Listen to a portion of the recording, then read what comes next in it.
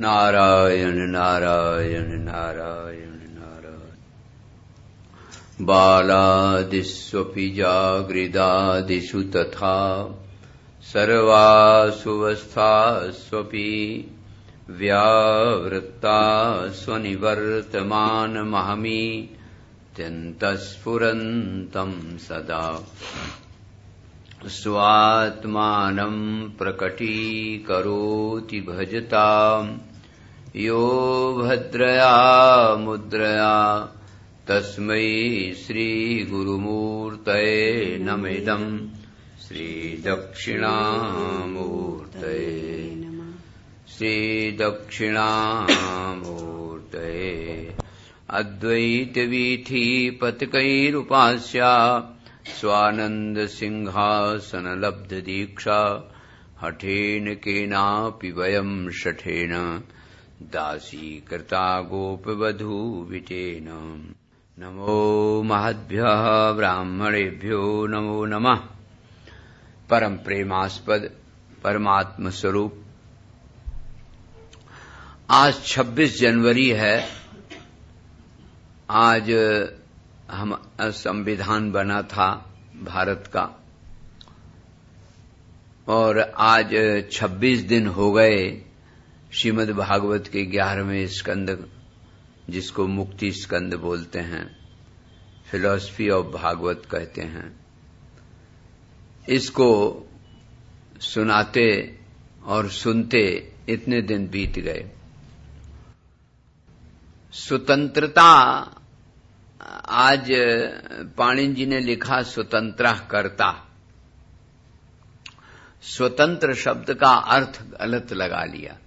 स्वतंत्र माने अब हम स्वच्छंद हैं, जैसा चाहे खाएं, जैसा चाहे रहें, जैसे करनी कथनी रहनी सब स्वतंत्र है। इसका अर्थ स्वतंत्र नहीं है। जैसे स्वच्छता और पवित्रता में फर्क होता है, ऐसे स्वतंत्र और स्वच्छंद में भी फर्क है। स्वतंत्र का अर्थ यह है कि आप शुभ कर्म करने में स्वतंत्र हैं। ये नहीं कि शराब पिएं, बीड़ी सिगरेट पिएं और जहां चाहे तहां घूमें, जिसके साथ चाहे उसको घूमें। ऐसा कुछ नहीं है स्वतंत्र माने। स्वतंत्र एक संविधान बनाया गया था। जैसे हमारे यहाँ भगवत गीता है, भागवत है, वेद हैं, मनुस्मृति है, तो ये संविधान बनाते हैं, कानून। अर्थात तो ऐसे व्यक्ति चले, ऐसे रहे, ऐसे जगे, ऐसे सोए, इसके साथ रहे, इसके साथ न रहे। अभी अभी आप सुन रहे थे कि कई जैसी माँ जो राम को बहुत चाहती थी, लेकिन मंथरा के थोड़े से साथ में से उसकी बुद्धि बदल गई। को न कुसंगत पाए नसाई, कुसंगत को पा करके कौन नष्ट नहीं हो सकता। इसलिए पहली बात तो एक ही है, सत्संग मिले चाहे ना मिले एक बार, लेकिन कुसंग ना मिलना चाहिए। खाने को मिले चाहे न मिले, लेकिन अखाद्य भोजन नहीं करना चाहिए। रहने को मिले चाहे न मिले, लेकिन ऐसी जगह पे नहीं रहना चाहिए जहां से तुमको दोष मिल जाए। ठीक है, अच्छा है, सत्संग मिले तो बहुत अच्छा है, आप लोगों को मिला है, भाग्य है। इसी तरह से स्वतंत्रता होए चाहे न होए, लेकिन स्वच्छंद जीवन उचित नहीं है। स्वच्छंद माने तो है कि आचरण ही नहीं है, कुछ आचार संहिता ही नहीं है। खान पान, रहन सहन, चाल चलन हमारा अच्छा संविधान के अनुसार होना चाहिए। संविधान बनाने वाली मनु महाराज हैं, मनुस्मृति है, गीता है, भागवत है, रामायण है। जैसे इन्होंने संविधान बनाया, राम जी जैसे चले और आदर्श हुआ, ऐसे हम आदर्श जीवन बिताएं, ये है स्वतंत्रता का अर्थ। ये आज लोग गलत अर्थ लगा लेते हैं। स्वच्छता और पवित्रता को एक ही मान लेते हैं। स्वच्छ तो बहुत अच्छा शौचालय हो सकता है, लेकिन वहां भोजन थोड़ी किया जाएगा। पवित्रता एक अलग की चीज है, स्वच्छता एक अलग की चीज है। स्वच्छ साफ को कहते हैं, आज की भाषा में नीट एंड क्लीन, माने जिसको सफाई हो, स्वच्छ हो, वो तो ठीक है, लेकिन वो पवित्र हो ये जरूरी नहीं है। जैसे कपड़ा बहुत स्वच्छ है, लेकिन स्वच्छ होने पर भी अपवित्र तो है, इसलिए धोया जाता है। तो पवित्रता और पवित्रायतेति पवित्रता, इंद्र के वज्र से भी रक्षा करने वाली पवित्रता होती है। तो आज के दिन हम इस बात को याद करें कि हमारे मनु महाराज ने, याज्ञवल्क्य की स्मृति है, मनु स्मृति है, इन लोगों ने जो बताया है, जो संविधान बनाया है वेद के अनुसार, उसके अनुसार हम चलें। ये स्वतंत्रता का अर्थ संविधान के अनुसार चलना है और शुभ कर्म करने में हम स्वतंत्र हैं, ये अर्थ लेना चाहिए। ये अर्थ नहीं लेना चाहिए कि हम स्वच्छंद चाहें। स्वच्छंदता का अर्थ दूसरा है। तो आप लोगों ने सुना था, जैसे ये नियम बनाया एक, कि हम जिस शरीर से बने हुए हैं, मट्टी, पानी, आग, हवा, उसका हमारे पास ऋण है। जैसे अग्नि का ऋण है, अग्नि हमको पचाती है, अन्न जो हम खाते हैं वो पचाती है। सूर्य का ऋण है, ये पकाता है। और चंद्रमा का ऋण है, ये रस भरता है। ये ऋण है हमारे ऊपर, सूर्य, चंद्र, अग्नि, इनका ऋण है। और इसी तरह से पृथ्वी पर पहाड़ हैं, वृक्ष हैं, उन पर मैल छोड़ते हैं, गड्ढा खोदते हैं, कुआं खोदते हैं, उसको जड़ समझते हैं, तो ऋण तो हुआ। तो उस ऋण को चुकाने के लिए पृथ्वी कहती है हमारा गुण ग्रहण कर लो, ऋण चुक जाएगा। क्षमा, पृथ्वी का गुण है क्षमा, जल का गुण है मधुरता। जिससे बोलो, मधुर भाषा से बोलो। ये जल स्वच्छ है, पवित्र है और दूसरों को पवित्र करता है। ये जल की विशेषता है। स्वच्छा प्रकृतिता स्निग्धा मधुरा, मधुर है। तीर्थ भू नृणाम, मनुष्य मात्र को, जीव मात्र को पवित्र करने वाला है, आप्यायन करता है। तेजस्विता देता है। वायु कैसी सुंदर वायु है कि जिसने कभी किसी इंद्रियों के बारे में कंपटीशन में खड़ा ही नहीं हुआ, कि जब आंख सुंदर रूप देखती है, कान सुंदर मधुर शब्द सुनता है, तो हम भी कुछ करें ना। वो तो प्राण वृत्ति को धारण करने और नाक से जाकर के अशुद्ध रक्त को शुद्ध करना, यही काम बराबर चला आ रहा। और कितना निष्पक्ष हैं ये लोग, चाहे दुर्जन रहा है चाहे सज्जन रहा है, पृथ्वी को कोई मतलब नहीं। गधे को भी बैठाती है छाती पर और सज्जन आप लोगों जैसों को भी बैठाती।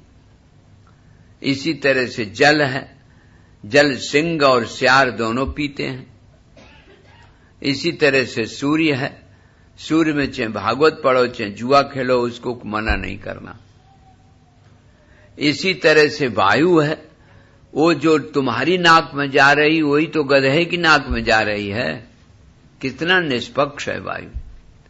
आकाश निरालंब है।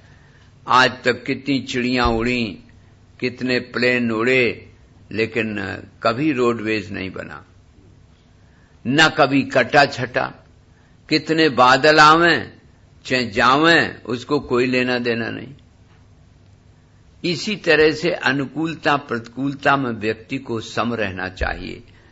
कितना सुंदर उपदेश हमारे शरीर से ही मिलता है इसके पश्चात सूर्य और चंद्र का ऋण है आपके ऊपर है ही है। फिर कपोत का एक दृष्टांत दिया कि भाई कपोत जो है वो आसक्त नहीं होना चाहिए, परिवार में रहे, समाज में रहे, समाज का उपकार जो कुछ, ये तो नियम बना लो कि हमारा शरीर किसी के काम आ जाए, हमारी बुद्धि किसी के काम में आ जाए, कोई सोचे समझे और सोची समझी बात हम किसी को बता दें तो उसके काम आ जाए, हम किसी के काम आ जाएं। ये जीवन में व्रत लेना चाहिए कि भाई बैठे ठाले हम किसी के काम में आ रहे हैं कि नहीं। उद्योगी, उपयोगी, सहयोगी बन के जीवन जीना चाहिए। जिसका उद्योगी, उपयोगी, सहयोगी नहीं है उसका तो जीवन ही भार है। इसलिए जीवन ऐसा चाहिए जो उद्योगी, उपयोगी, सहयोगी बन के रहे। अगर नहीं है तो व्यर्थ जीवन है। कहा गया वो फूल नहीं जिसमें खुशबू ही नहीं। वो फूल कैसा जिसमें खुशबू नहीं, वो वीर नहीं जिसमें देश के प्रति जनहित नहीं। देश के प्रति जनहित नहीं है, हित भावना नहीं है, राष्ट्र के प्रति नहीं भावना है, तो उसको वो वीरान की मिसाल है। जिस फूल में खुशबू नहीं वो तो वीरान है समझो। इसलिए व्यक्ति के जीवन में हमेशा ये बात चाहिए दूसरों के काम आ जाए। ये पृथ्वी, जल, तेज, वायु, आकाश, ये कपोत ये सिखाता है कि किसी में प्रेम तो करो लेकिन आसक्ति नहीं होना चाहिए। आसक्ति माने सटना, उसमें चित्त रंग जाना। जैसे एक बाल्टी में रंग भर दो और छोटा सा रूमाल उसमें डाल दो तो सराबोर हो जाता। ऐसे चित्त किसी के मिलने से सराबोर हो जाए, चित्त रंग जाए, ऐसा नहीं चाहिए। जब चित्त रंग जाएगा तब दुख होगा। पन्ना है अलग अलग, ये देखो किताब के पन्ना अलग अलग खोल लो, लेकिन अगर चिपक जाए तो जब खोलोगे तो फटेगा। और ये खोलना जरूर पड़ेगा, किताब है तो खोलनी पड़ेगी। इसी तरह से जब नियम है संयोग, वियोग, लाभ, हानि, मान, अपमान, ये तो होता ही है द्वंद्व। ये तो सबको मालूम है, अनिवार्य है। तो जब अनिवार्य है तो आसक्ति नहीं होना चाहिए। कपोतो जगरा सिंधु मतंगो मधुकृत गजाहा। सिंधु में देखा, समुद्र में कितना बढ़िया संदेश मिला उसको, हमने इससे सीख लिया। वो अवधूत जी कहते हैं इसने नहीं दिया, हमने सीख लिया। क्या जून का महीना जिस समय गर्मी पड़ती है सूख जाना चाहिए, लेकिन समुद्र ज्यों का त्यों लहराता रहता। और वर्षा में बहुत बढ़ जाना चाहिए। तमाम हजारों नदियां मिलती हैं, बड़ी बड़ी विशाल, ज्यों का त्यों रहता। ऐसे ही जब अनुकूल जीवन में आवे, अपने पुण्य का फल मिलने लगे, बहुत समृद्धि होने लगे, बहुत फूल गए, और समृद्धि की अपवृद्धि होने लगे तो रोने लगे। तो ये सिंधु सिखाता है कि एक सा रहना चाहिए और मर्यादित रहना चाहिए। अजगर ये सिखाता है कि अपने से जो आ जाए उसको प्रारब्ध से जो लिखा है वो तो परमात्मा देता ही है। परमात्मा हितैषी भी तो है। जो अपने से आ जाता है उसको ले लेना चाहिए। ये योगी के लक्षण है, ये मुनि के और भोगी के लक्षण नहीं है। ये तो मुनि, ऋषि, मुनि, योगी, साधक, उसके जीवन में चाहिए। ठीक है, जो प्रारब्ध के अनुसार मिला है। कभी कभी ऐसा होता है रूखी रोटी भी नहीं मिलती है, नमक से काम चला जाता है, और कभी पूरी हलवा मिलता है। तो जैसा मिला उसको पा लेना चाहिए और प्रसन्नता पूर्वक। ये जब मन में आ गई बात कि क्या बताएं, आज ऐसा होना चाहिए था, तब तो गड़बड़। प्रसन्नता पूर्वक ले लेना चाहिए। अजगर सिंधु पतंगो मधुकृत गजाहा, कल ये बात बताई गई थी कि 5 जीव केवल इंद्रियों के ही कारण मारे जाते हैं। कुरंग मातंग पतंग भृंग मीनाहता पंचभिरेव पंच, एक प्रमादी सकथम न हन्यते यसेवते पंचभिरेव पंच। 5 जीव ऐसे हैं जो कि एक इंद्री के कारण मारे जाते हैं। कुरंग, देखो हिरण, केवल कान सुनने का उसको बहुत अभ्यास है। वो कहता है खाल काड़ आसन करो, मांस रांध के खाओ, पे जब तक घट में प्राण है बंशी फेर बजाओ। शरीर में जब तक प्राण है ये बजाते रहो बजाते रहो। और वो इतना मस्त हो जाता है कि वो टक से बाण मार देता लुब्धक, बहलिया मर जाता बेचारा। तो अब बताइए, इतना आसक्त नहीं होना चाहिए। किसी इंद्री के बस में अगर आप हो गए तो पराधीनता है, और कभी भी पराधीन सम सुख दुख जग नाही, ये तो नियम है। आपको पता नहीं है, इंद्रियों के संस्कार होते हैं, उस संस्कार के कारण सुख दुख व्यक्ति ले लेता है। इंद्रियां नहीं किसी को दे सकती, भले इंद्रियों में अंदर संस्कार रहते हैं। जैसे किसी को नमक अच्छा लगता है, किसी को मिठाई। अब मिष्ठान जिसको प्रिय है, मिष्ठान खाते खाते नमकीन चाहिए, नमकीन खाते खाते मिष्ठान चाहिए। ये संस्कार हैं। तो इंद्रियों के संस्कार पड़ जाते हैं, उन संस्कार के कारण सुख और दुख होता है, और आसक्ति के कारण आदत पड़ जाती है। आदत ऐसी होती है, आदत्ते इति आदत, जो है नहीं, स्वाभाविक नहीं, डाल दी गई है। जैसे पानी गर्म होता है और हाथ पर गिर जाए तो हाथ जलाए दे, तो जलाने का काम तो अग्नि का है, पानी तो ठंडे है। लेकिन पानी का स्वभाव ऐसा नहीं है, वो रख दो तो फिर ठंडा हो जाएगा। वो अग्नि उसमें मिल गई, अग्नि का गुण मिल गया। ये अध्यास जो हो गया, अग्नि का गुण मिलने से ऐसा हो गया। ऐसे ही इसी प्रकार से स्वभाव आपका नहीं है। स्वभाव तो सहज विवेक प्राप्त है, विवेक के अनुसार है, लेकिन कोई न कोई दूसरे का गुण मिल गया है, कोई दूसरे का गुण थोप लिया है, उसके कारण ऐसा हो जाता है।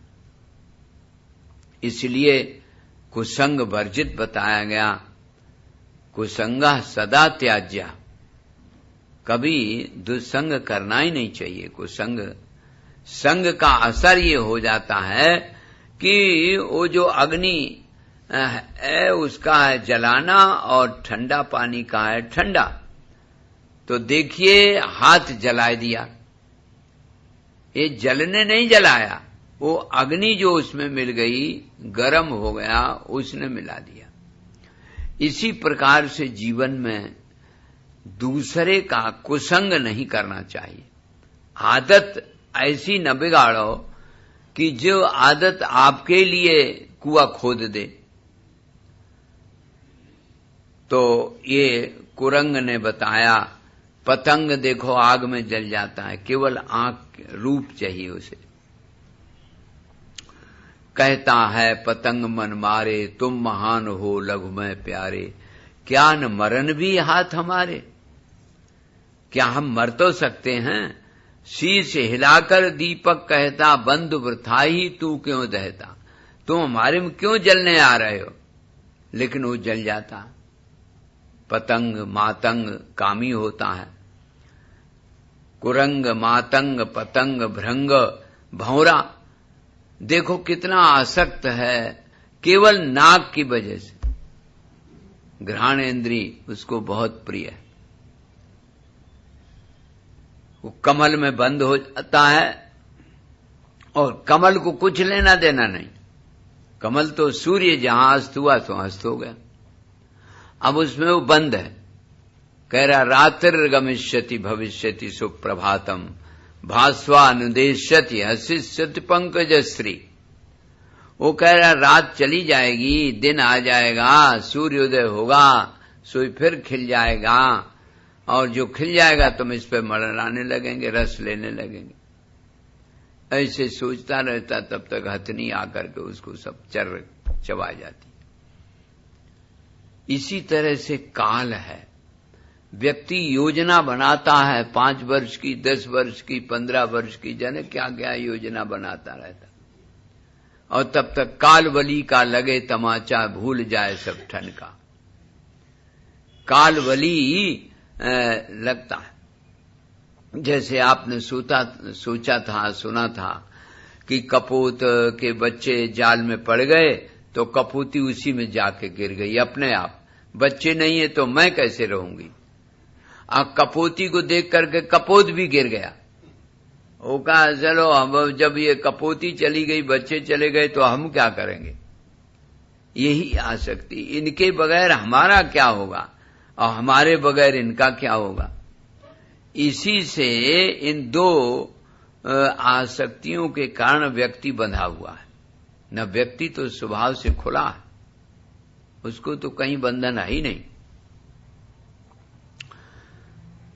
ये बताया अजगर सिंधु पतंगो मधुकृत गजा मधुहा अरिणो मीना। सीरा में फंस जाती है मधुमक्खी। हमने देखा कितना कहां से शहद बेचारी ढूंढ ढूंढ लाती है। इकट्ठा करेंगे तब लेंगे और वो मट्टी का तेल डाल देता, जला देता है। तो संग्रह व्यक्ति के जीवन में दुखद होता है। एक चील का दृष्टांत दिया है आगे चल के, कुरर पक्षी का। जैसे चील होता है, वो मांस का टुकड़ा लिए जा रही थी। सो उस टुकड़े को देख करके इतने पक्षी उस जात के झटके कि उसको छोड़ देना पड़ा।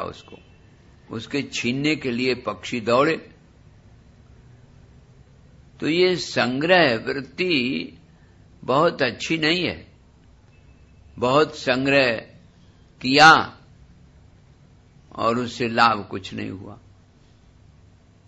जैसे जिन फूलों को आप सूंघते हैं उन्हीं फूलों से मधुकर भी रस ले लेता है, शहद ले लेता है, आप नहीं ले पाते।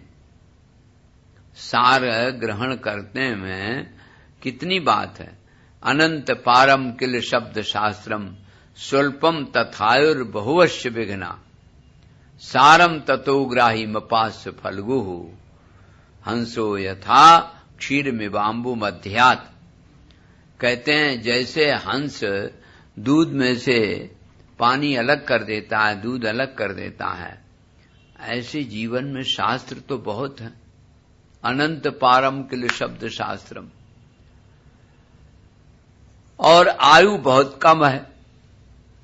स्वल्पम तथायुर, और बहुवश्य विघ्ना, विघ्न बहुत है। एक तो आयु कम, विघ्न बहुत, शास्त्र बहुत, आयु थोड़ी। अब इसमें क्या करें? बोले सार ग्रहण कर लो, जैसे मधुकर ग्रहण करता। एक फूल में, दूसरे फूल में, तीसरे फूल में, चौथे फूल में चला गया, रस लेता है, सार ग्रहण कर लेता। उसी तरह से संपूर्ण शास्त्रों का सार ग्रहण कर लेना चाहिए। और ये भी बात बताई, देखो कितनी बढ़िया, कि जीवन में कहीं भी कोई मिले आप उससे शिक्षा प्राप्त कर सकते हैं। कई लोग इसी में रहते हैं कि गुरु जी ने मना कर दिया हो कि सत्संग में न जाना। वो गुरु जी गलत जगह पे हैं। सत्संग में कहीं भी मिले, कोई शिक्षा मिले, कहीं उपदेश मिले, इसमें क्या बात। देखो इन्होंने, दत्तात्रेय जी ने अवधूत हैं, लेकिन फिर भी कहां कहां से शिक्षा प्राप्त कर ली। शिक्षा उन्होंने दी नहीं, उन्होंने खुद प्राप्त कर ली। पृथ्वी वायुर आकाश मापोग्निश्चंद्रमा रवि कपूतो जिगरा सिंधु पतंगो मधुकृत गजा मधुहा हरिणो मीना पिंगला कुरुर्भुका। एक विदेह नगर है जहां देहाध्यास होता ही नहीं, उसमें पिंगला नाम की वेश्या थी। ये देखो अवधूत जी, आप कहेंगे कि उसको कैसे पता चल गया। ये घूमते घामते चले गए, उन्हें पता नहीं था। घूमते घामते पिंगला के यहां चले गए। वहीं पिंगला का घर था। पिंग माने होता है, पिंगम लाती थी पिंगला। पिंग धन को कहते हैं, पैसे को, रुपया, द्रव्य, धन। और पीतांबरधारी भगवान कृष्ण को भी कहते हैं। तो ये धन की लालची बहुत थी, इसको धन चाहिए, पैसा चाहिए। एक दिन महाराज अवधूत जी तो बैठ गए और देखें ये क्या करती। तो बड़ी बड़ी ग्राहक आते थे उसके यहां, आते थे जाते थे। पैसा बहुत चाहिए, बहुत पैसा हो गया था, फिर भी पैसे चाहिए। अब देखो धन ऐसी वस्तु है कि कितना भी मिल जाए, क्रोध आता है तो सामने वाले को मार पीट दिया तो चलो क्रोध शांत हो जाए, काम भी शांत हो जाता है। नर को नारी, नारी को नर मिल जाए, चलो शांत हो जाए। लेकिन लोभ कितना पैसा मिल जाए, 99 का चक्कर बना ही रहता। एक और हो तो 100 हो जाए, तो एक और हुए तो एक, ऐसे बना ही रहता। लोभ ऐसी चीज है, लोभ में आसक्त पिंगला। ये तो दृष्टांत है। तो उसने वो ताकती रही कि देखे कोई पैसे वाला आ जाए, धनी आ जाए। 9, 10, 11, 11:30, 12 बजे नहीं कोई आया। जब नहीं आया तो उसने एक गीत गाया, अहो मे मोह विस्तारम पश्यता विजितात्मनः। अरे देखो तो हमारा मोह, मोह माने जड़ता के साथ संबंध है। हम देखो हमारे मोह का विस्तार। तो अहो मे मोह विस्तारम पश्यता विजितात्मनः। पश्यताम, देखो जरा। अरे राम राम राम राम, हमारा मोह का विस्तार तो देखो। अविजितात्मनः, हम कितने इंद्रियों से परेशान हैं, अविजित हैं। हमने इंद्रियों पर कब्जा नहीं किया है, उन्हीं ने हमारे ऊपर कब्जा कर लिया।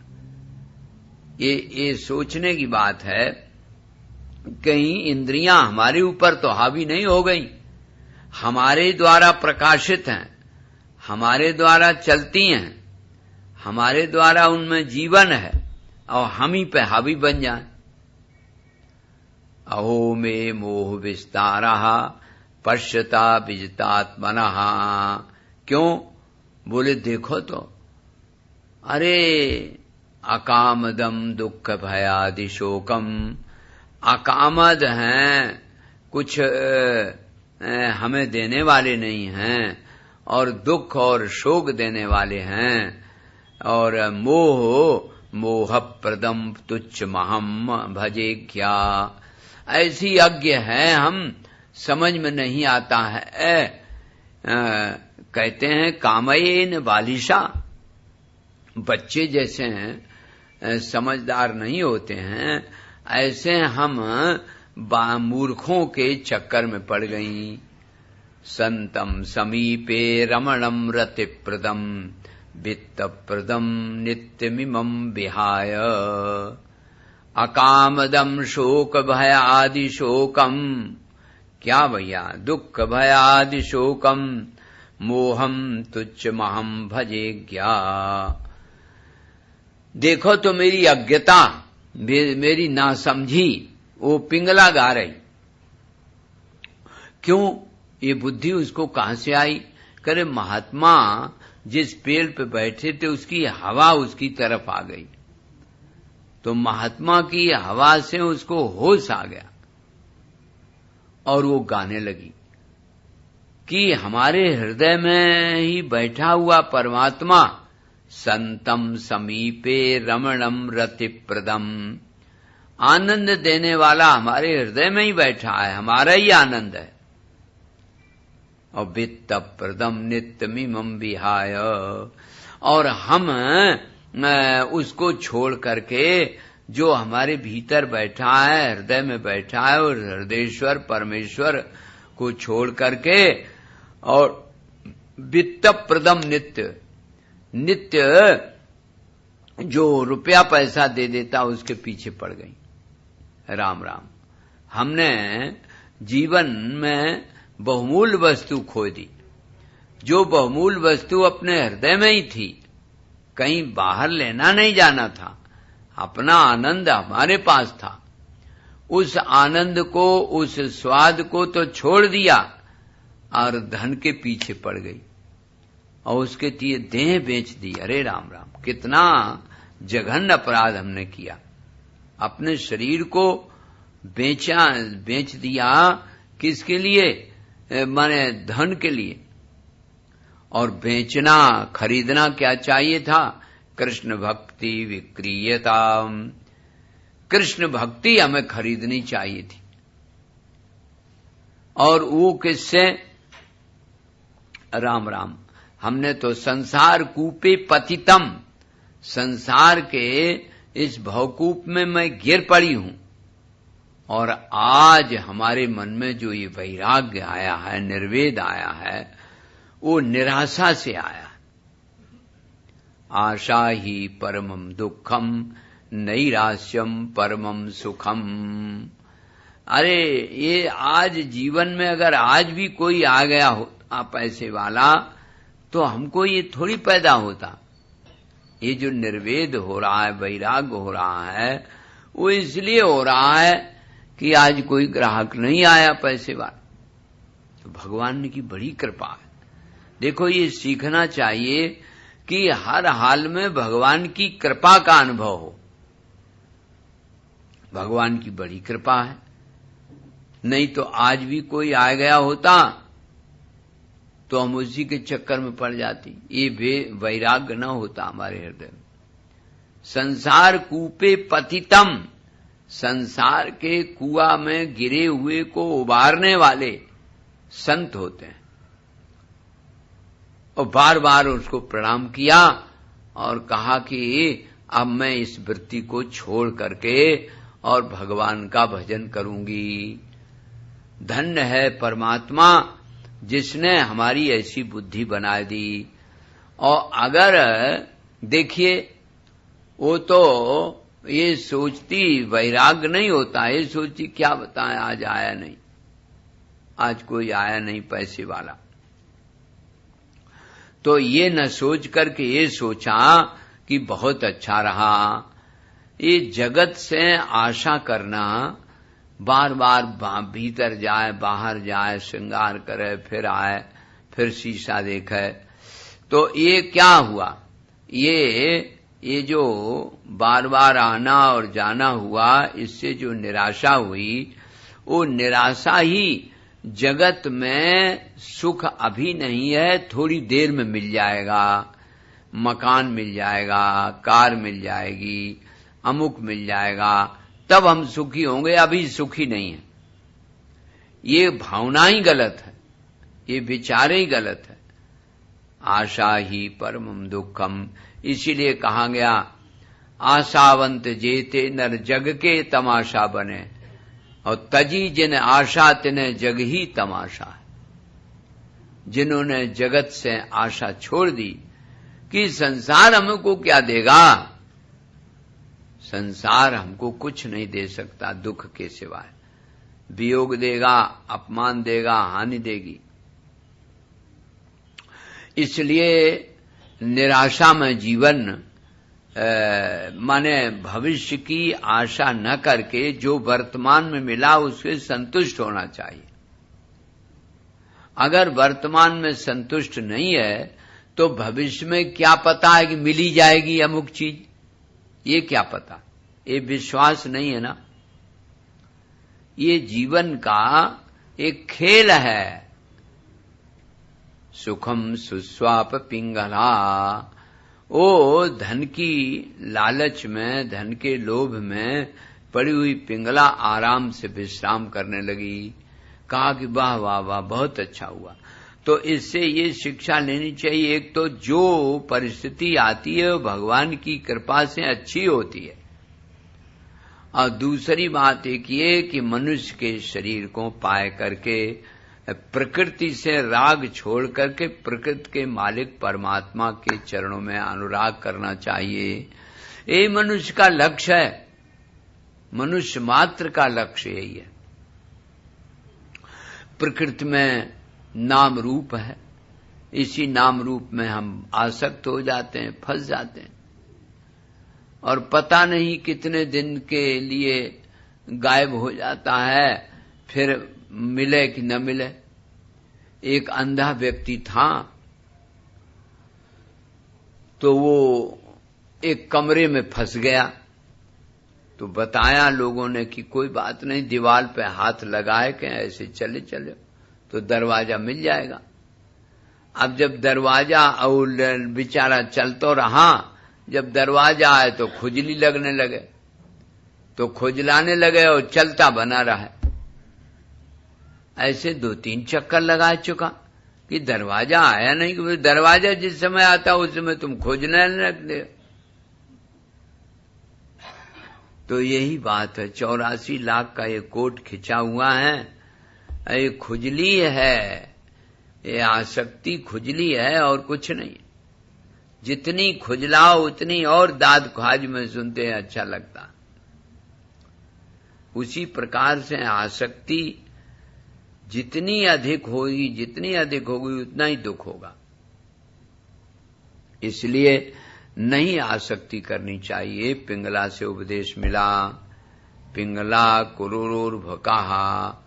अब देखिए, उसने जो ये विचार किया कि भाई आज जो हमें मिला है परमात्मा की कृपा से मिला है और हमारे प्रारब्ध से मिला है, अगर इस मिले हुए में आप संतुष्ट नहीं हैं तो आगे चल के हमारे प्रारब्ध में है कि नहीं है, ईश्वर फिर नहीं है, ऐसे आदमी को ईश्वर पर विश्वास नहीं होता।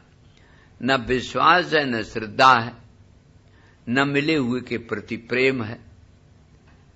4 बच्चे हैं किसी के, 3 बच गए, 1 मर गया, तो जो मर गया उसके लिए रोना धोना है, और 3 बचे हैं उनके लिए नहीं। ये नहीं सोचा कि अरे भाई हमारे तो 3 बच्चे हैं और किसी के तो 1 भी नहीं है। ये कभी विचार नहीं करता, भविष्य के लिए सोचता रहता। और हमने कहा कि भूतकाल का शोक, भविष्य का भय, वर्तमान में मोह के कारण दुख होता है। अगर वर्तमान में मोह न हो तो दुख नहीं हो, दुख होता ही इसीलिए आसक्ति बन जाती। जैसे अभी मधुमक्खी में बताया कि मधुमक्खी सीरा में चिपक जाती है। अब बेचारी जने कहां से शहद ढूंढ के लाती है और व्यक्ति निकाल लेता है। उसने सोचा कि बहुत बढ़िया है, ये परिग्रह करना भी साधु के लिए अनुचित है। एक सुना था ना किस्सा कि एक सेठ आया भोजन देने के लिए, ले लो भोजन। बोले नहीं, दोपहर तक का हमारा आज का है। सेठ सोचने लगा कि दोपहर तक का आज का है, ये ले नहीं रहा है, और हमारा तो जने 7 पीढ़ियों का रखा है, हम तमाम चिंता में पड़े हैं। जिसका दोपहर का रखा है वो अपना कह रहा हमारे तो रखा है, हमें जरूरत नहीं। देखो, तो कहने का अर्थ एक ये है कि जब रखा है तब और क्यों रखा है, ये नहीं करना चाहिए। इनके रामकृष्ण के वर्णन आता है कि एक हरण रोज लेते थे वो, तो एक दिन 2 हरणें उसके सेवक ने रख ली। तो उन्होंने जब सुना तो उन्होंने बड़ा दुख लगा और छुड़वा दी। कहा एक तो है ही है, एक काम के लिए बस बहुत। ये परिग्रह साधक को नहीं करना चाहिए। सीधा में फंस जाती है, वो जाती है मीठा खाने के लिए, वहीं पंखा फंस जाते हैं। इसी तरह से व्यक्ति सीरा में फंसा हुआ है। अब आप लोग कहोगे कि बताओ हमारे बेटा हैं बेटी हैं और तुम्हारे तो कोई है नहीं इसलिए ऐसा कह रहे हो। अरे बेटा बेटी पत्नी पति सब हैं, सबकी सेवा करो, सबके काम में आओ, ये बात हम नहीं कर रहे हैं।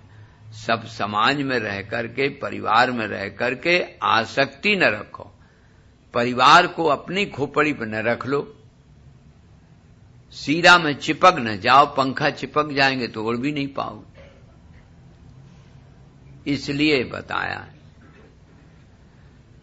और पतंगो मधुकृत गजा मधुहा हरिणो मीना पिंगला क्रूरुर्भकाहा कुमारी शरकृत सर्प। एक और बताया, सर्पकृत सर्प। एक कुमारी थी, कुमारी कन्या, तो वो धान कूट रही थी। कुछ लोग उनके यहां रिश्तेदार आ गए तो धान कूट रही थी, तो चूड़ियां उसकी बजती थी। उसने देखा कि चूड़ियां बज रही हैं तो 2-2 रखी, सब तोड़ दी। 2-2 रखी तो भी वो लड़ने लगी, तो उसने 1-1 रखी, 2 1-1 तोड़ दी। 1-1 रखी तो बजने का कोई प्रश्न ही नहीं। तो देखो उससे शिक्षा प्राप्त कर ली, बहुनाम कलहो भवेत। अगर बहुत लोग होंगे तो कलह हो जाएगा, और द्वाभ्याम भवेत वार्ता, और 2 में बातचीत होने लगेगी। तो 2 में बातचीत हो रहे तो एकाकी रमेत, एकाकी रहना चाहिए।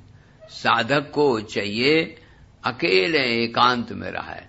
अर्तिर जन संसदी, अर्तिर जन संसदी, जन संसद जहां होए, बहुत भीड़ भाड़ होए, वहां नहीं रहना चाहिए साधक को। क्यों?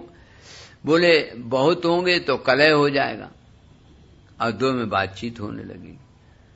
तो ये 2 दृष्टांत दिए, एक ये दृष्टांत दिया, एक सर्प का दृष्टांत दिया। सर्प अकेले ही रहता है, घर नहीं बनाता, चूहा खोदता है, चूहा को खा लेता है, उसी घर में रह जाता।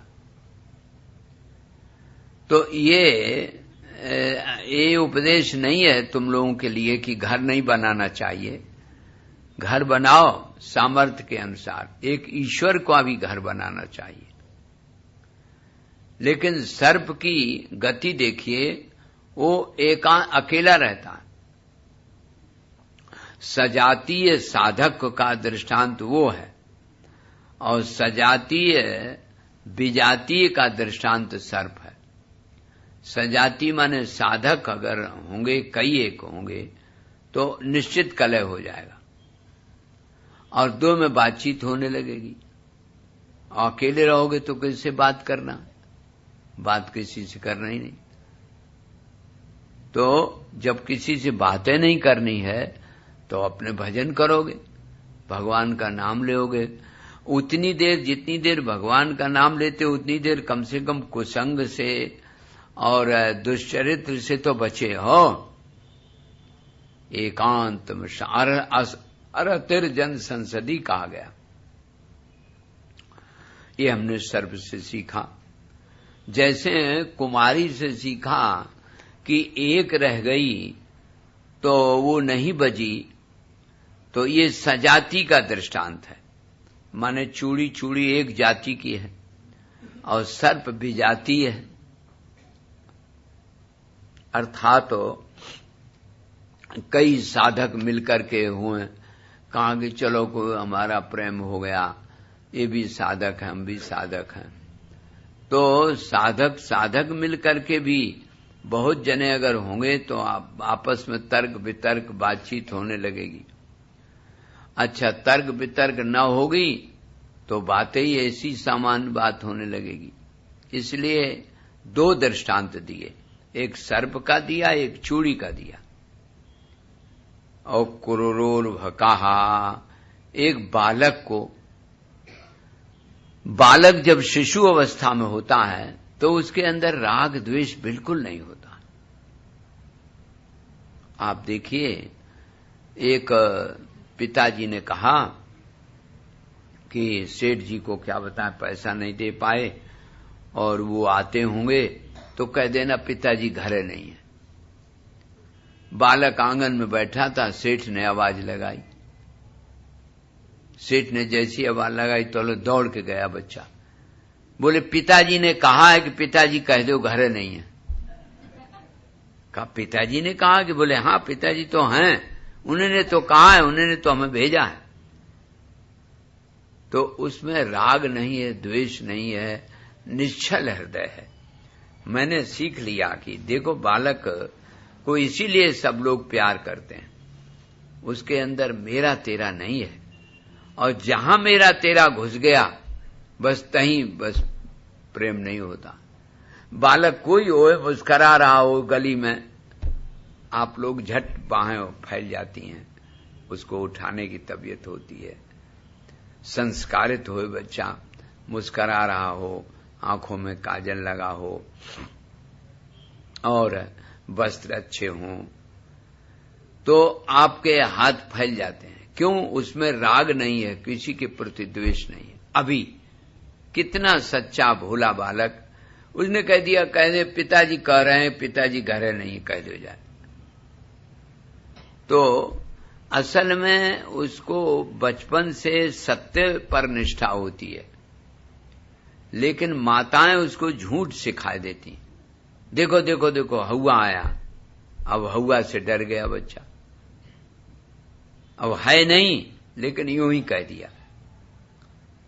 तो ये झूठ बोलना उसको सिखाया जाता है, वो खुद नहीं जानता, वो तो सत्य है, सत्य का प्रतिपालक है।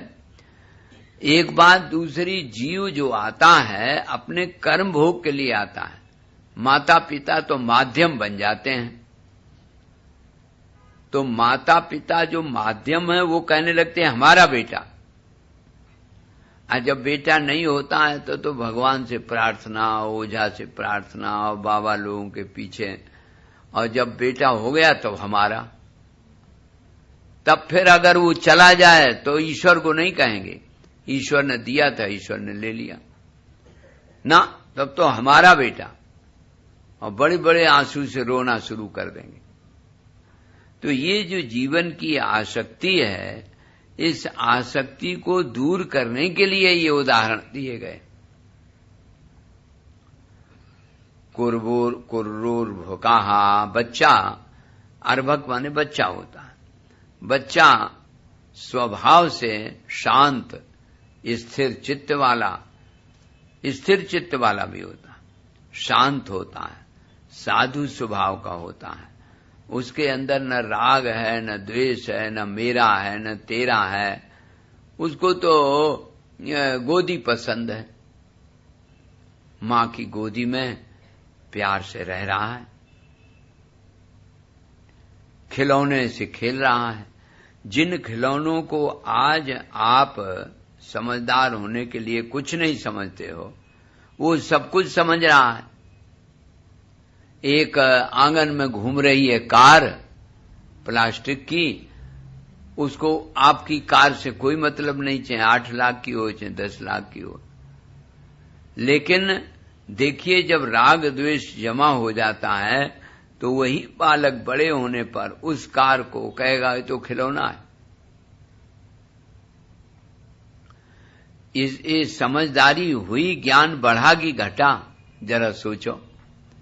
ज्ञान बढ़ा नहीं, ज्ञान जैसे जैसे ज्ञान वस्तुओं का होता गया वैसे वैसे अपना ज्ञान घटता गया। जो आपके अंदर सहज विवेक पैदा था, उस सहज विवेक का तो ढक्कन लगता गया और वस्तुओं को ज्ञान और व्यक्तियों को ज्ञान बढ़ता गया। तो वस्तु और व्यक्ति का जितना ही ज्ञान बढ़ा उतना ही अपना विवेक ढका। ये बातें नहीं समझ में आती कि हमने वस्तु व्यक्ति के, तो जैसे अमुक देश में अमुक राष्ट्रपति हैं, अमुक देश में अमुक प्रधानमंत्री हैं, अमुक देश में लड़ाई हो रही है, झगड़ा हो रहा, ये सब बहुत जान गए, बड़ा ज्ञान हो गया, बड़ा जनरल नॉलेज इसी को बोलते, बहुत नॉलेज हो गई। अब अपना पता ही नहीं कि हमारे भीतर भी कुछ है। एक खून की एक बूंद में हजारों जीवाणु होते हैं, आरबीसी डब्ल्यूबीसी, और हजारों जीवाणु जो होते हैं वो पैदा होते हैं, मरते हैं, उनके भी विवाह होते हैं, उनके भी बच्चे होते हैं। देखो मजे की बात। और कितने जीवाणु हैं, वो सब जीवाणु पेट में एक खून के बूंद, एक बूंद में पड़े। अब हमारे एक बूंद में जब इतने जीवाणु हैं तो कितनी बूंदें हैं शरीर में, और कितने जीवाणु होंगे, जरा सोचना चाहिए। इसी प्रकार से कोटि कोटि प्रतिलागे रोम रोम, रोम रोम प्रतिलागे कोटि कोटि ब्रह्मांड। परमात्मा के प्रत्येक रोम रोम में करोड़ों करोड़ों ब्रह्मांड भरे हुए हैं। अब आप सोचो, अब उन सब से चिपकाव लगाव किसका होता है? स्वभाव नहीं है। आपके खून के एक बूंद में इतने जीवाणु हैं, उनके प्रति कहां राग है? न राग है, न द्वेष है, कुछ है ही नहीं। माने जीवन का एक कितना अद्भुत दृश्य है, दर्शन है, कि जिसको समझ करके व्यक्ति ये नहीं सोच पाता है, आसक्त हो जाता है। तो आसक्ति को निवारण करने के लिए कहा गया। कुरर पक्षी का दृष्टांत दिया कि देखो चील जैसा होता है, ये मांस का टुकड़ा लिए था, कितने पक्षी मांस के टुकड़े के लिए दौड़ पड़े और बेचारे को छोड़ना पड़ा। इसी प्रकार से अगर आप अब देखे, धन देव बेकार, बिना पैसे के काम नहीं चलता, ये बात माननी हुई है। लेकिन धन संग्रह करने में मेहनत, फिर इसकी रखवाली करो, बड़ी मेहनत, रखे कहां, और चला जाए तो दुख हो, और आ जाए तो दुख हो। तो जिसमें दुख ही दुख है, उसको उसमें आसक्त होने की क्या जरूरत है? रुपया बैंक में और अभिमान भीतर, इतना रुपया हमारा बैंक में है। नेता लोग तो सब विदेशी भरे हैं, सब विदेशों की जेल में हैं। एक पत्रिका में निकला था कि भारत कहते हैं हम गुरु हैं सबके। ये कैसा गुरु है जो जितने भी नेता हैं सब हमारे देश में पैसा जमा किए, और हमारे देश का नियम है कि ज्वाइंट खाता देश के व्यक्ति को होगा, और जब तक वो जिंदा रहेंगे तब तक तो पैसा लेंगे नहीं, आज जब मरेंगे तो हमारे देश के व्यक्ति को मिल जाएगा। तो ये कौन सा गुरु है? ये कौन सा मंत्र है? व्यक्ति समझता नहीं। जितने भी नेता हैं सबका पैसा जमा वहां विदेश में, और इसी के ब्याज से लोन देते हैं यहां। देखो मुझे, और कहते हैं भारत गुरु है। ये कैसा गुरु है? प्रेम से बोलो कृष्ण भगवान की जय। ओम पूर्णमद पूर्णमिदं पूर्णात् पूर्णमुदच्यते पूर्णस्य पूर्णमादाय पूर्णमेवावशिष्यते। ॐ शान्ति शान्ति शान्तिः। हरिः ॐ। श्रीगुरुभ्यो नमः। हरिः ॐ। नारायण।